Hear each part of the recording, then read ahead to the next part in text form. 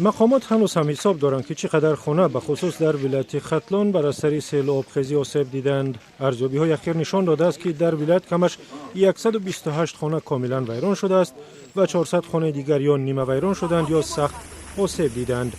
لغزش خاک در اینجا در ناحیه جامی به 167 خانواده ضرر رسانده است و 32 عائله در 3 روستا بی سرپناه ماندند. 20 خانواده را در خیمه ها جابجا کردند. لغزش خاک هنوز اینجا ادامه دارد، هرچند سرعتش سست شده است. در ولایت تقریبا 1000 گکتار کشتزار و نهر و راههای زیادی آسیب دیدند. در شهر کولاب که بیشتر از دیگر منطقه ها آسیب دیده است، مقامات به تحقیق خانه های آسیب دیده ادامه میدهند، ولی تا حال معلوم کردند که 41 خانه ویران شده است و 800 خانواده آسیب دیدند و به کمک های فوری احتیاج دارند.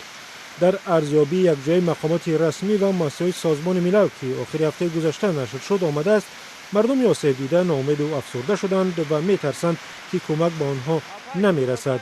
بیشتر از همه آنهای آسیب دیدند که کم بضاعت و آسیب پذیر هستند. با وجود نیمه ویران شدن بعضی خانه ها، کودکان در آنجا با والدانشان زندگی میکنند که برایشان خطرناک است. تاجیکستان یکی از کشورهای آسیب پذیر در برابر فلاکت‌های طبیعی است و سالانه سیل و آبخیزی و ترمام و دیگر فلاکت‌ها و خانه و انشاءات زیادی آسیب می‌رسانند و چندین نفر نیز به هلاکت می‌رسند.